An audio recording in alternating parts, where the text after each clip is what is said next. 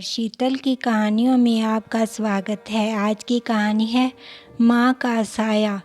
अरे ओ महारानी, सुबह से पूजा पाठ में ही लगी हुई हो। कितनी बार कहा है, कम से कम मेरे लिए एक कप चाय तो बना दिया करो, उसके बाद कोई काम शुरू किया करो।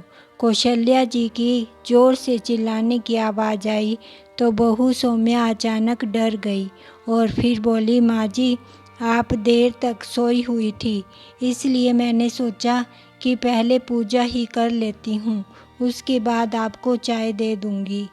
कभी कौशल्या जी बोली, अच्छा, अब तू सोचने भी लगी है। अरे अगर सोई थी तो उठाया क्यों नहीं तूने मुझे? तू तो यही सोच रही होगी कि यह बुढ़िया तो अब उठे ही नहीं, बस सोती ही रहे, और भगवान को भी यही प्रार्थना करती होगी कि इस बुढ़िया को इस दुनिया से उठा ले। अरे नहीं माँ जी, भगवान के लिए ऐसी बातें अपने मुंह से भी मत निकालिए। मैं तो हमेशा आपका भला ही सोचती हूँ। भगवान करे आपको मेरी भी उम्र लग जाए, सौम्या ने कहा तो कौशल्या जी बोली, अच्छा, बातें बनाने में तो तू बड़ी होशियार है।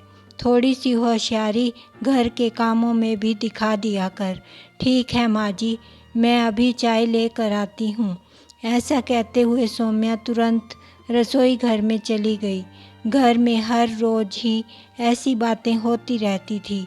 कोई दिन भी ऐसा नहीं जाता था जब कौशल्या जी अपनी बहू को ताना ना मारे या खरी खोटी बातें ना सुनाई।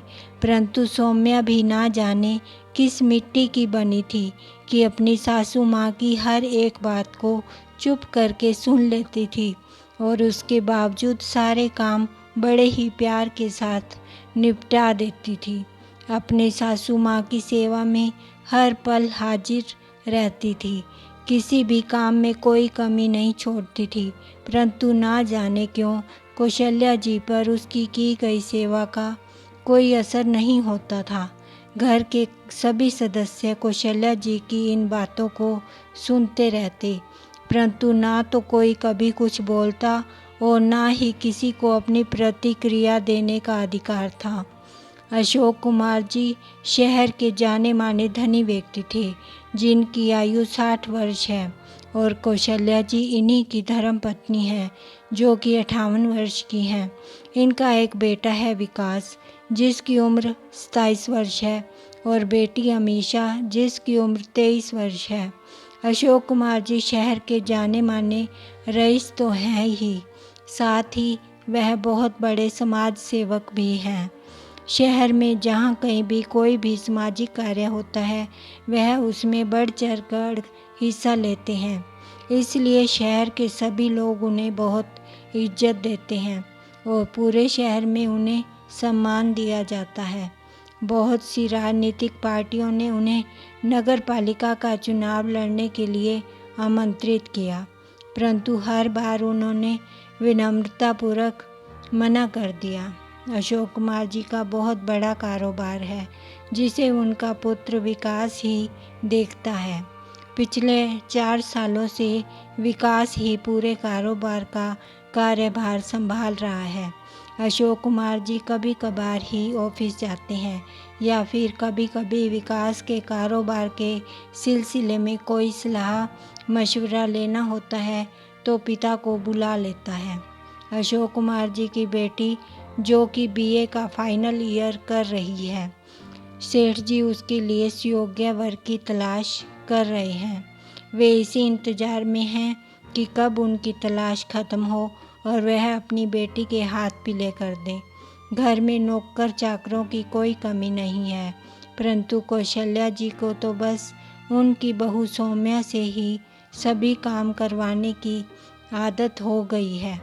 वह काम भी उसी से करवाती थी और खरी खोटी भी उसी को सुनाती थी। परंतु सौम्या अपनी सास की बातों का बुरा नहीं मानती। अमीषा को यह सब देखकर अपनी भाभी के लिए बहुत बुरा लगता था। वह देखती थी कि उसकी भाभी हमेशा उसकी माँ की सेवा में लगी रहती है, परंतु उसकी माँ तो उसकी भाभी को बातें सुनाने का कोई भी मौका नहीं छोड़ती थी।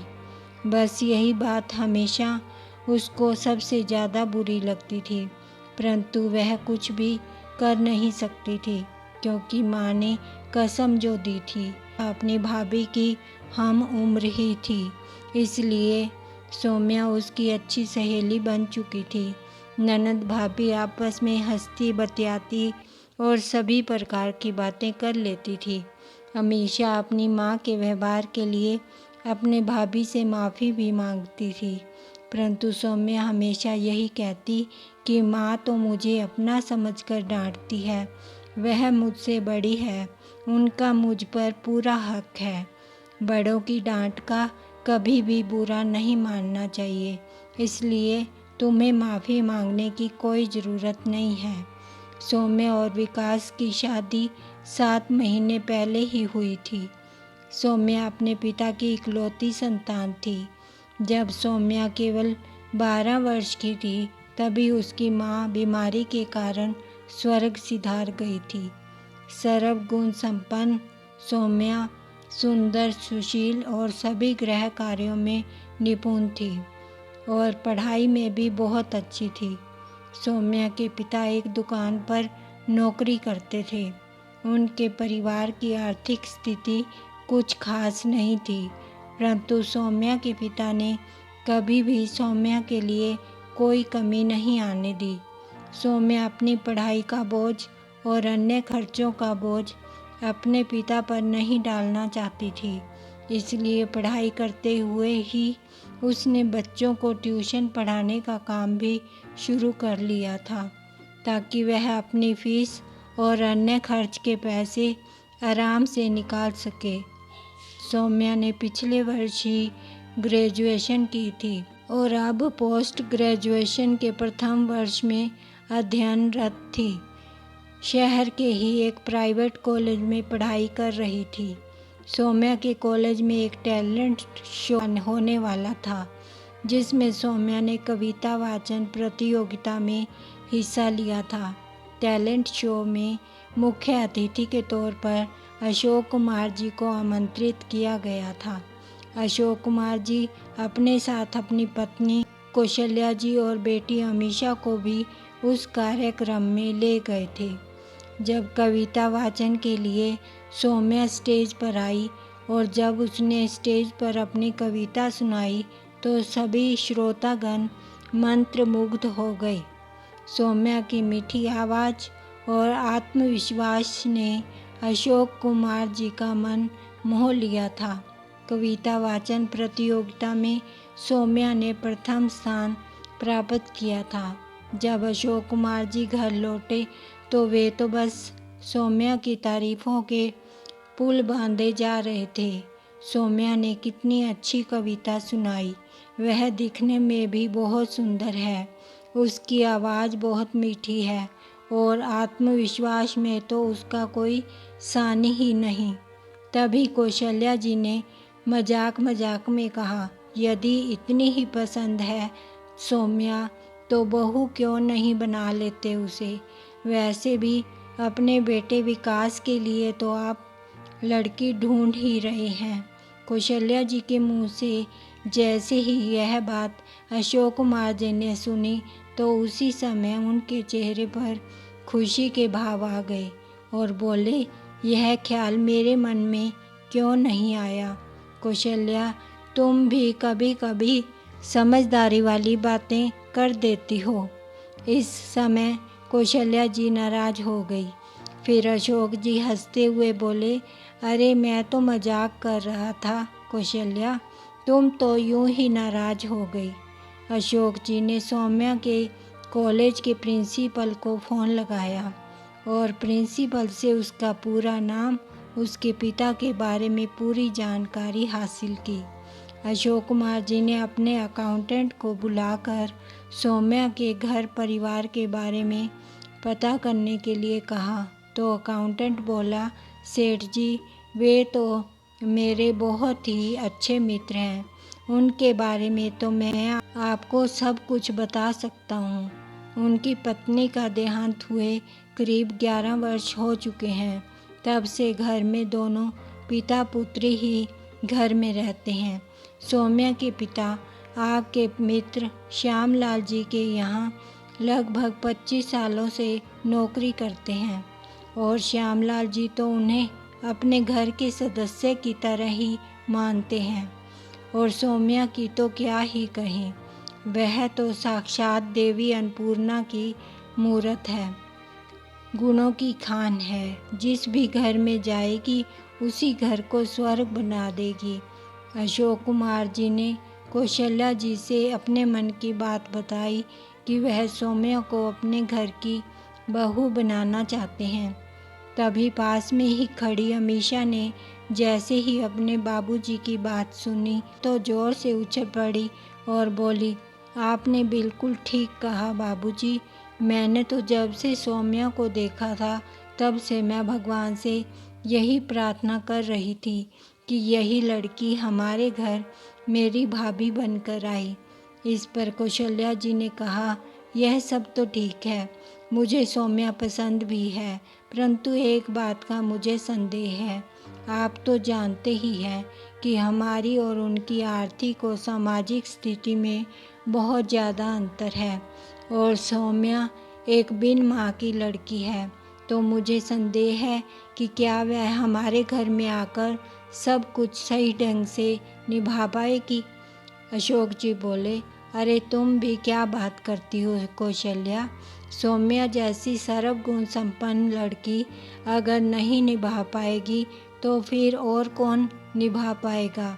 तुम चिंता मत करो, समय के साथ साथ सब कुछ सीख जाएगी। फिर कौशल्या जी ने कहा कि यदि विकास की शादी सौम्या से करनी है तो मेरी एक शर्त है कि शादी के बाद मैं कुछ भी करूं, कोई भी मुझे किसी प्रकार का कोई प्रश्न नहीं करेगा, ना ही मेरी किसी भी बात में कोई अपनी आपत्ति प्रकट करेगा। आप तीनों को मेरी कसम है कि कोई भी मेरे व्यवहार पर सवाल नहीं उठाएगा। यदि किसी ने भी मेरी इस कसम को तोड़ा तो सौम्या को यह घर छोड़कर जाना होगा। अशोक जी और अमीषा तो केवल सौम्या को ही इस घर में बहू के रूप में देखना चाहते थे, इसलिए दोनों ने बिना सोचे समझे ही कौशल्या जी की शर्त को मान लिया। भविष्य में क्या होगा इस बात की चिंता किए बिना उन्होंने हाँ कर दी। यह तक नहीं सोचा कि कौशल्या जी ने यह कसम और शर्त की बात क्यों रखी। उन्हें तो केवल इसी बात की खुशी थी कि अब सौम्या जैसी सुशील और सर्वगुण संपन्न लड़की उनके घर की बहू बनने जा रही है। जब विकास से इस बारे में पूछा गया तो उसने कहा कि जो लड़की बाबूजी को पसंद है मैं उससे विवाह करने के लिए तैयार हूँ और मुझे माँ की शर्त से कोई भी परेशानी नहीं है। अशोक जी ने श्यामलाल जी को फ़ोन किया और कहा कि वह सौम्या के पिताजी से मिलना चाहते हैं और श्यामलाल जी से भी गुजारिश की कि उस समय वह भी साथ में ही रहें। श्यामलाल जी ने जैसे ही यह बात सुनी तो मान गए, क्योंकि शहर के सबसे प्रतिष्ठित व्यक्ति ने उनसे यह निवेदन किया था, तो वह भला मना कैसे करते थे। अगले दिन शाम के समय अशोक कुमार जी अपनी पत्नी, बेटे और बेटी के साथ विवाह का प्रस्ताव लेकर सौम्या के घर पहुंचे। उन्हें सब परिवार आया हुआ देखकर सौम्या के पिताजी कुछ हैरान रह गए। तो अशोक जी ने कहा, मैं आज आपसे कुछ मांगने आया हूँ। तो सौम्या के पिताजी हाथ जोड़कर खड़े हो गए और बोले, सेठ जी, ऐसी बातें करके आप मुझ गरीब को क्यों शर्मिंदा कर रहे हैं। आपके पास तो ईश्वर का दिया हुआ सब कुछ है, तो मैं भला आपको क्या दे सकता हूँ। तभी अशोक कुमार जी ने उनका हाथ अपने हाथों में थामते हुए कहा कि मैं आपसे वह मांगने आया हूँ जो इस संसार में आपके अलावा मुझे कोई नहीं दे सकता। उसे केवल आप ही पूरा कर सकते हैं। लेकिन सेठ जी, मेरी समझ में कुछ नहीं आ रहा कि आप आखिर कहना क्या चाहते हैं, सौम्या के पिता ने कहा। तो अशोक जी बोले कि हम आपकी बेटी को अपने घर की लक्ष्मी बनाना चाहते हैं। आपकी सौम्या को हम हमारे घर की बहू बनाना चाहते हैं। कृपया इस बात के लिए मना मत कीजिएगा। हम लोग बड़ी आशा से आए हैं, अशोक कुमार जी ने हाथ जोड़ते हुए कहा। जैसे ही सौम्या के पिता ने उन्हें हाथ जोड़ते हुए देखा तो झट से उनके हाथ पकड़कर कहा, अरे सेठ जी, आप यह कैसी बातें कर रहे हैं? मेरे सामने हाथ जोड़कर आप मुझे शर्मिंदा ना करें। कहाँ आप और कहाँ हम?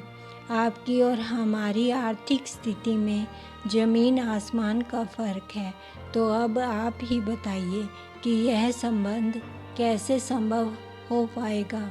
अशोक जी समझ गए कि सौम्या के पिता दहेज के बारे में बात कर रहे हैं। आज के समाज में जो सबसे बड़ी समस्या है।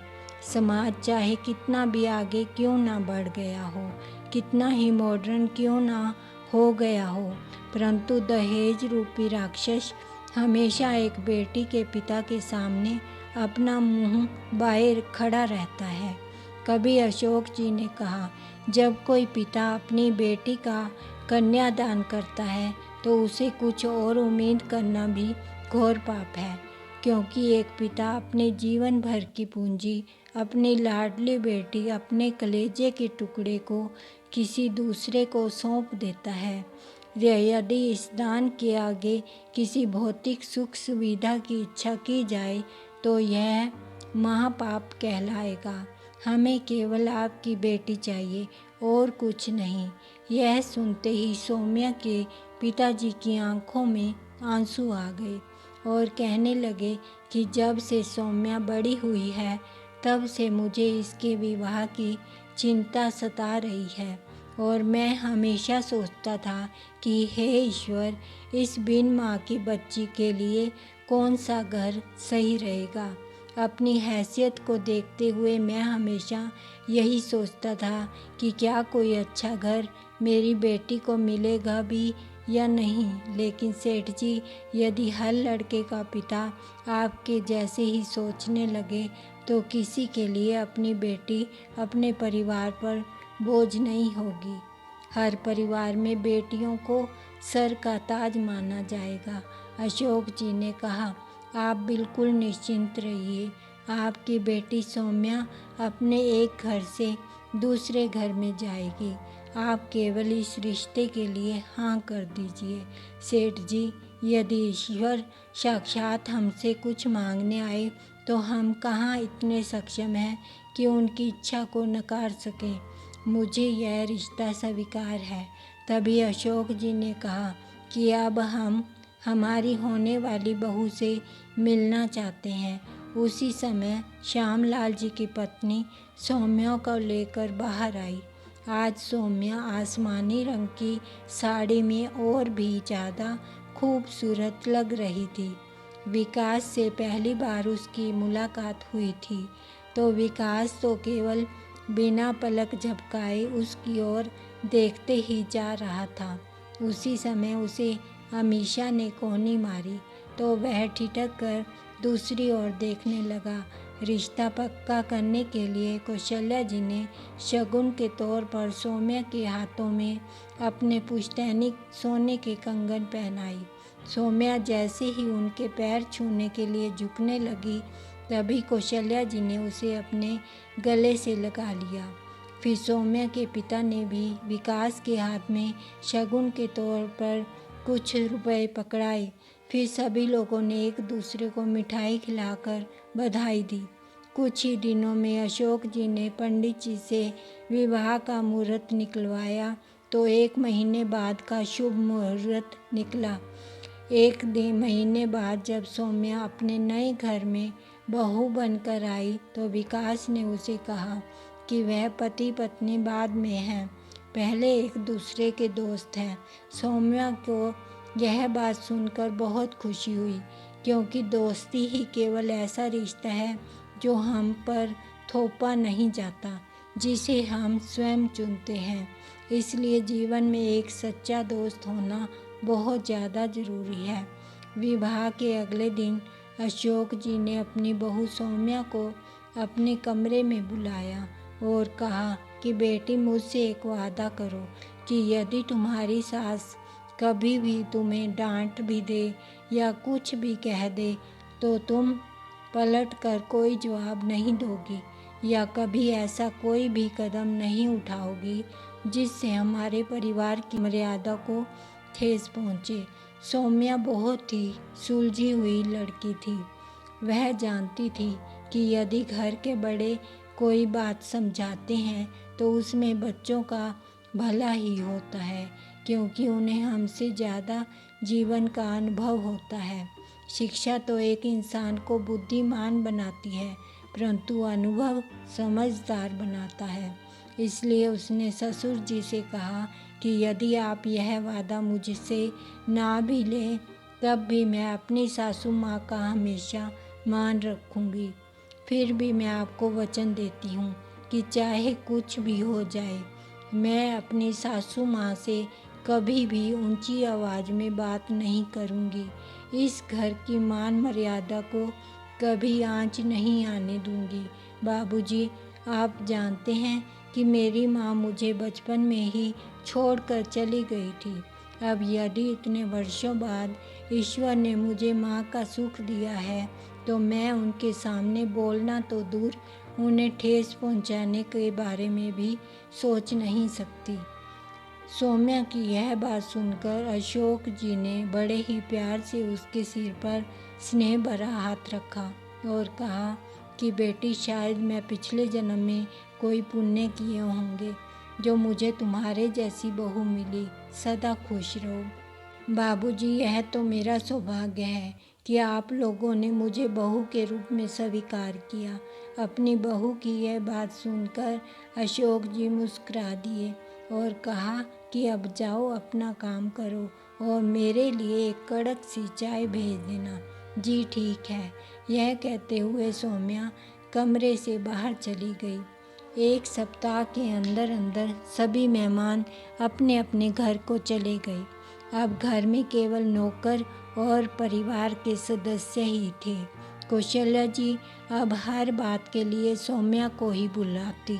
यदि उसे आने में थोड़ा सा भी समय लगता तो उसे डांटने लगती। परिवार के लोगों को यह सब अच्छा नहीं लगा, परंतु उन्हें अपनी माँ की शर्त और कसम याद थी, इसलिए वे कुछ नहीं बोल पाते थे।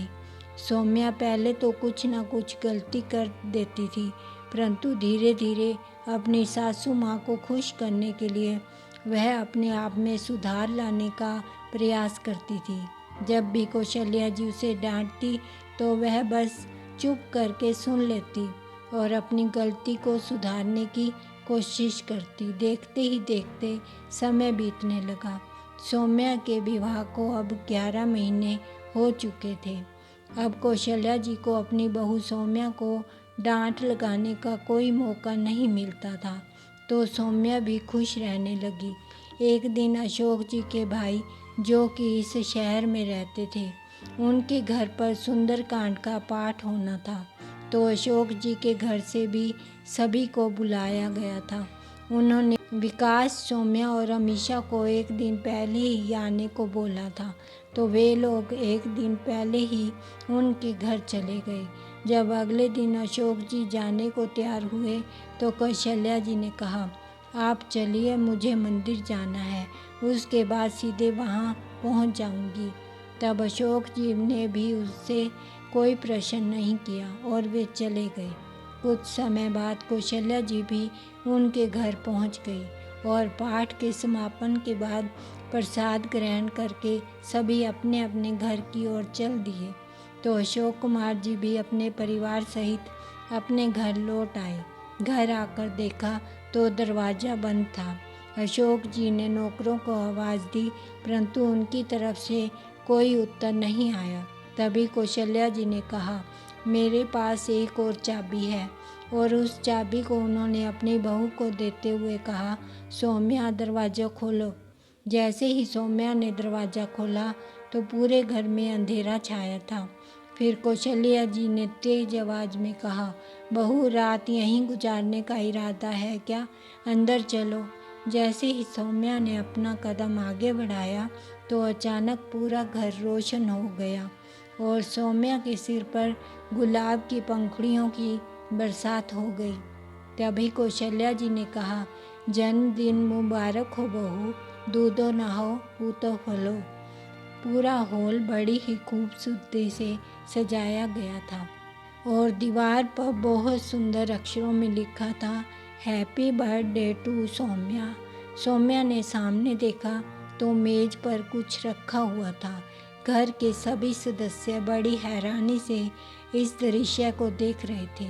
तभी कौशल्या जी ने कहा, अरे देख क्या रहे हो सब लोग, आज मेरी बहुत प्यारी बहू का जन्मदिन है। इस खास दिन को मैं ऐसे कैसे जाने देती। तब अशोक जी ने कहा, अरे तुमने मुझे बताया क्यों नहीं। फिर अमीषा भी अपने भाई से गुस्सा दिखाते हुए कहने लगी, भैया क्या आपको भी याद नहीं था। फिर विकास ने शर्मिंदगी भरे स्वर में कहा, मुझे भी नहीं पता था कि आज सौम्या का जन्मदिन है और इसने भी नहीं बताया। उसने सौम्या को देखते हुए कहा। तो सौम्या ने कहा, अरे मैं भी भूल गई थी, कल से चाचा जी के घर पर थे तो काम में ही लगे रहे, अपना जन्मदिन मनाना तो याद ही नहीं रहा। पर माँ जी आपको कैसे पता लगा, सौम्या ने सवाल किया। तो कौशल्या जी ने कहा, तुम्हें याद नहीं, कुछ दिनों पहले तो तुमने अपना आधार कार्ड मुझे दिया था, उसी में मैं तुम्हारी जन्म तिथि देखी थी, तभी से मैंने तुम्हें सरप्राइज़ देने का मन बना लिया था। चलो अब जल्दी से केक काटो। उसी समय घर के सभी नौकर भी आ गए। तो अशोक जी ने उन्हें डांटते हुए कहा, कहाँ चले गए थे सब के सब। तभी कौशल्या जी ने कहा, अरे उन्हें कुछ मत कहिए, मैंने ही उन्हें जाने को कहा था। फिर सौम्या ने केक काटा और सबसे पहले अपने सास ससुर को खिलाया और फिर अमीषा और अपने पति विकास को। तभी अमीषा बोली, अरे माँ पहले बताना तो चाहिए था ना, मैं भाभी के लिए बहुत बढ़िया सा गिफ्ट लेकर आती। फिर कौशल्या जी ने कहा, वह सब तुम बाद में दे देना, लेकिन फ़िलहाल मेरे पास बहू को देने के लिए बहुत बढ़िया उपहार है। सभी कौशल्या जी को हैरानी से देखने लगे। आज उनका व्यवहार बहुत बदला हुआ नज़र आ रहा था। फिर कौशल्या जी अंदर जाकर गिफ्ट के 2 पैकेट उठाकर ले आई और सौम्या की ओर बढ़ाते हुए कहने लगी, यह लो तुम्हारे गिफ्ट। तो सौम्या ने कहा, माँ जी इस सब की क्या ज़रूरत थी, आपका आशीर्वाद ही मेरे लिए सबसे बड़ा उपहार है। वह सब तो ठीक है बहू, पर तुम इन्हें खोलो। जब सौम्या ने गिफ्ट का पहला बॉक्स खोला तो उसमें एक बहुत खूबसूरत सा डायमंड नेकलेस था और फिर उसने जब दूसरा पैकेट खोला तो उसमें से एक छोटा सा डिब्बा निकाला। जैसे ही सौम्या ने उसे डिब्बे को खोला तो उसमें घर की चाबियां थी। इससे पहले सौम्या कुछ कहती कौशल्या जी ने कहा, बहू आज से यह चाबियां तुम्हारी हुई, अब मुझे मेरी जिम्मेदारी से आज़ाद कर दो। यह सब सुनकर सौम्या हैरान रह गई। फिर कौशल्या जी ने कहा, मैं सब बताती हूँ। फिर उन्होंने अपनी कसम का राज खोला और कहा कि मैं अपनी बहू को अपनी तरह परफेक्ट बनाना चाहती थी, जो कि मुझे नहीं लगता कि प्यार से इतनी जल्दी संभव हो पाता, क्योंकि यदि मैं इस प्यार करती तो यह भी मुझ में माँ देखने लगती और फिर जो मैं चाहती थी वह हो पाना असंभव था। इसलिए कुछ समय के लिए मैंने अपनी बहू के सामने कठोरता दिखाई, परंतु मैं दिल से नहीं चाहती थी कि मैं तुम्हें डांट लगाऊं। तुम्हें डांट लगाते हुए मुझे भी तकलीफ़ होती थी।